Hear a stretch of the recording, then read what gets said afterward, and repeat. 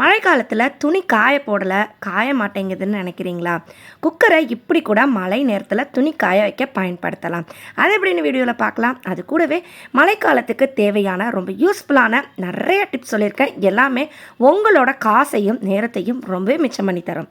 வாங்க வீடியோக்குள்ளே போகலாம். Hello friends, welcome back to Nalini Manik cooking. முதல் டிப்பு, நம்ம வீட்டில் வெங்காயம் பூண்டுலாம் உரித்தோன்னா அதோட தோலை தூக்கி குப்பையில் தான் போடுவோம். இனி நீங்கள் மழை காலத்தில் இது போல் இந்த தோல்களை குப்பையில் போடாதீங்க. குப்பையில் போடக்கூடிய இந்த வெங்காயத்தோல் பூண்டு தோல் உங்களோட காசை மிச்சம் பண்ணி தரும்னு சொன்னால் நம்புவீங்களா? ஆமாங்க, இது உங்களோட காசை ரொம்பவே மிச்சம் பண்ணி தரும். அது எப்படின்னு இப்போ பார்க்கலாங்க. இந்த மாதிரி வெங்காயம் பூண்டு உரிச்சதுக்கப்புறம் அந்த தோலை இது போல் ஒரு வேஸ்ட்டான ஒரு பாத்திரத்தில் போட்டு நல்லா வறுத்துக்கோங்க. இதில் தண்ணியோ எண்ணெயோ விடக்கூடாது. வெறும் வாணலியில் வெங்காயம் பூண்டு தோலை நல்லா இது போல் வறுத்து எடுத்துக்கோங்க. ஒரு 2 நிமிஷம் போல் வதக்கி விட்டால் போதுங்க. ரொம்ப வதக்கணும்னு அவசியம் இல்லை. லேசாக அந்த தோலில் இருக்கிற ஈரப்பதம் போகணும். அதுக்காக தான் நம்ம இது போல் நல்லா வறுத்து எடுக்கிறோம். இது நல்லா வறுபட்டுருச்சு.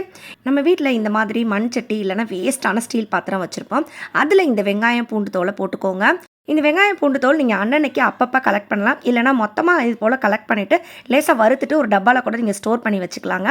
இப்போ நான் கொஞ்சமாக தேங்காயோட நார் எடுத்திருக்கேன். அதாவது தேங்காய் குடுமியில் இருக்க நார் எடுத்திருக்கேன். கொஞ்சமாக காட்டன் பஞ்சு. அந்த காட்டன் பஞ்சை இந்த மாதிரி அந்த வெங்காயத்தோலுக்கு அடியில் வச்சு விட்டுருங்க. அடுத்து நம்ம வீட்டில் கம்ப்யூட்டர் சாம்பிராணி இது போல் வச்சுருப்போம். அப்படி இருக்கிற சாம்பிராணி இல்லைனா நீங்கள் சாம்பிராணி பவுடர் வச்சுருக்கீங்கன்னா அது கூட பயன்படுத்திக்கலாம். நான் இந்த மாதிரி சாம்பிராணி பயன்படுத்துறதுனால இதை நல்லா தட்டிட்டு இந்த வெங்காயத்தோல் கூட இது போல் சேர்த்துக்கிறேன். அடுத்தது 2 கற்பூரத்தை பொடி பண்ணி சேர்த்துக்கோங்க.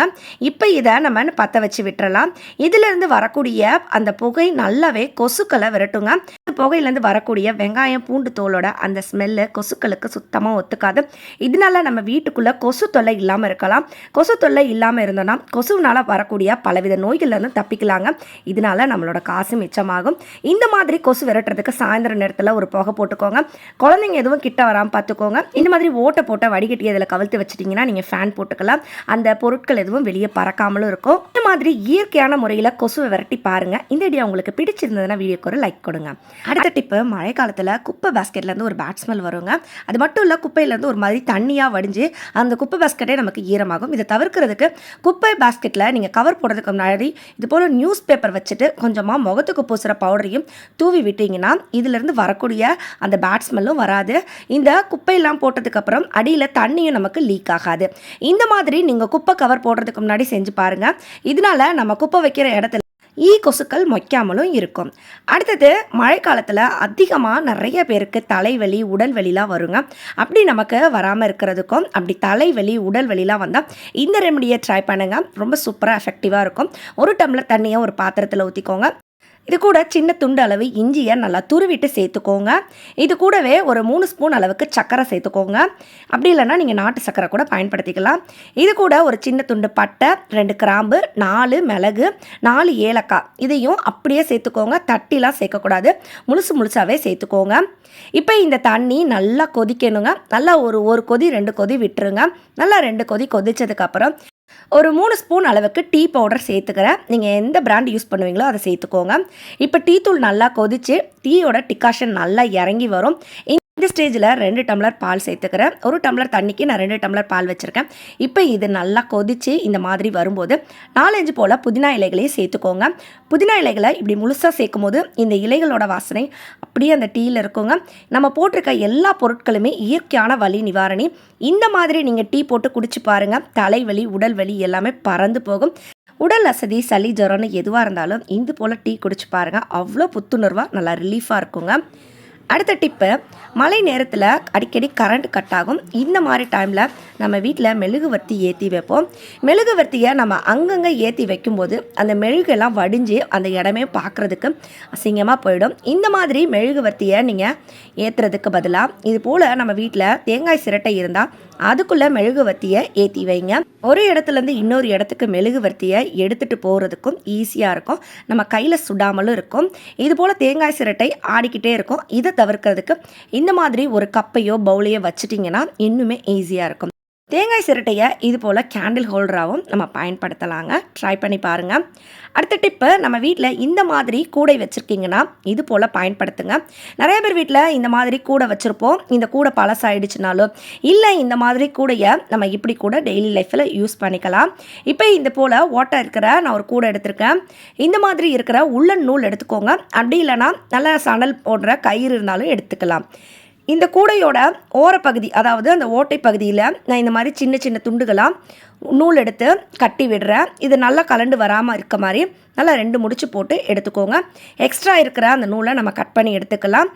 ஏற்கனவே கட்டின நூலுக்கு கொஞ்சம் தள்ளி கேப் விட்டு இன்னொரு நூலை இதே போல் அந்த ஓட்டையில் விட்டு இந்த மாதிரி வெளிப்பக்கமாக இழுத்து கூடையோடு சேர்த்து கட்டி விட்டுருங்க. இது போல் ஒரு 8-10 போல் நூலை நீங்கள் கேப் விட்டு கட்டிக்கோங்க.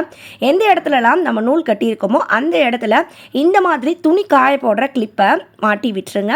துணி காய போடுற கிளிப்போட நடுப்பகுதியில் இருக்க அந்த ஓட்டைக்குள்ளே இந்த நூலை நுழைச்சி அது 2ஐயும் சேர்த்து இந்த மாதிரி நூலை கட்டி விட்டிங்கன்னா இது போல் ஜாயிண்ட் ஆகிடுங்க.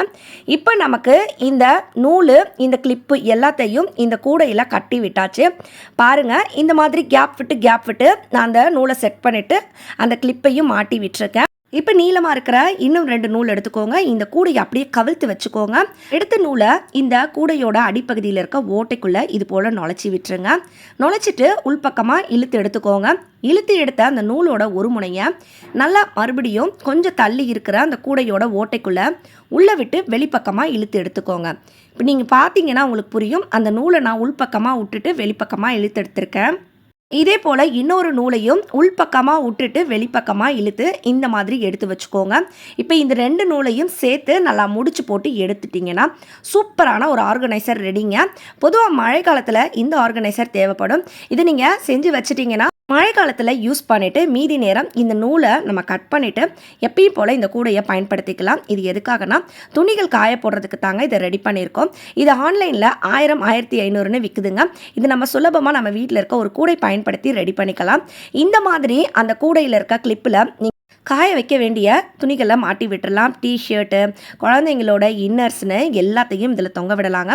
குறைஞ்சது இதில் 8லேருந்து 12 துணிகள் வரைக்கும் நீங்கள் காய போடலாம். இந்த கிளிப்ஸை நீங்கள் இன்னும் அதிகமாக, அதாவது அந்த கயிறு கட்டி தொங்க விடும்போது இன்னும் எக்ஸ்ட்ரா துணிகள் கூட இதில் தொங்க விட்டுக்கலாம். மழை காலங்களில் வீட்டுக்குள்ளே நம்ம கயிறு கட்டியிருப்போம். கயிறு கட்டியிருந்தாலும் நமக்கு குறைவான துணிகள் தான் போட முடியும். அந்த மாதிரி டைமில் இது போல் ஒரு கூடை இருந்தால் நீங்கள் ரெடி பண்ணி தொங்க விட்டிங்கன்னா துணிகள் நிறைய காய போடலாங்க. மேலே எஸ்கூக் மாட்டி தொங்க விட்டுருக்கிறதுனால இதை நீங்கள் ஒரு இடத்துலேருந்து இன்னொரு இடத்துக்கு அழகாக எடுத்துகிட்டு போய் ஜன்னல் போன்ற இடத்துலையும் தொங்க விட்டுக்கலாம். அதே போல் மழை நேரத்தில் கொஞ்சம் வெயிட்டான துணிகள் ஒழுங்காக காயாது. அப்படியே அது ஈரம் இல்லாமல் இருந்தாலும் ஒரு விதமான ஸ்மெல் இருக்குங்க. இந்த மாதிரிப்பட்ட துணிகளை நம்ம டக்குன்னு காய வைக்கிறதுக்கும் அதில் இருக்கிற அந்த கெட்ட வாடையை போக வைக்கிறதுக்கும் ஒரு டிப் பார்க்கலாங்க. இந்த மாதிரி நீங்கள் துணி காய வைக்கும் போது துணிகளில் கொஞ்சம் கூட அந்த ஈரம் இருக்காதுங்க. இதுக்கு தேவை நம்ம வீட்டில் இருக்கிற ஒரு குக்கர் தாங்க. இதுக்கு நம்ம நல்ல குக்கர் யூஸ் பண்ணலாம். இல்லைன்னா நீங்கள் பயன்படுத்தாத பழசுக்கு போட வச்சிருக்கிற குக்கராக இருந்தாலும் பயன்படுத்திக்கலாங்க. இந்த மாதிரி குக்கரோட அடிப்பகுதி நல்லா க்ளீனாக இருக்கணும். குக்கரோட அடிப்பகுதியில் எந்தவித அழுக்கு கரியெல்லாம் இருக்கக்கூடாது. அப்படிப்பட்ட ஒரு குக்கர் எடுத்துக்கோங்க. குக்கரை அடுப்பில் வச்சுட்டு அடுப்பை நல்லா லோ ஃப்ளேமில் வச்சுக்கோங்க. குக்கரை நான் வீடியோவில் காமிச்சிருக்க மாதிரி கவிழ்த்து வச்சுக்கோங்க. நம்ம இது போல் செய்கிறதுனால கேஸ் எல்லாம் வேஸ்ட் ஆகுமானா கிடையாதுங்க. ஏன்னா லோ ஃப்ளேமில் தான் வச்சுருக்கோம். ஒரு 2 நிமிஷம் அடுப்பு ஆனில் வச்சா போதுங்க. அதுக்குள்ளே குக்கர் நல்லா ஹீட் ஆகிடும். இப்போ நீங்கள் எந்த துணியை காய வைக்கணுமோ, அதாவது எந்த துணி ஈரமாக இருக்குதோ அந்த துணியை நல்லா மடித்து எடுத்துகிட்டு குக்கர் மேலே இது போல் வச்சு விடுங்க. இந்த மாதிரி நீங்கள் துணியை மடிச்சுட்டு அதுக்கப்புறம் உள்பக்கம் வெளிப்பக்கம்னு நல்லா பிரித்து காய வச்சுக்கோங்க. இதனால துணிகள் நமக்கு சட்டுன்னு காஞ்சிடும். துணிகளில் ஸ்மெல்லு ஈரம்னு எதுவும் இருக்காதுங்க. 2 நிமிஷம் கூட ஆகாது, துணி ஃபுல்லாக காஞ்சிருச்சு. இன்றைக்கி நான் சொன்ன ஐடியா எல்லாமே ட்ரை பண்ணி பாருங்கள். நான் சொன்னதில் எந்த ஐடியா பிடிச்சிருந்ததுன்னு கமெண்ட்டில் சொல்லுங்கள். இந்த வீடியோ பிடிச்சிருந்தால் லைக் பண்ணுங்கள், நிறைய பேர் கூட ஷேர் பண்ணுங்கள்.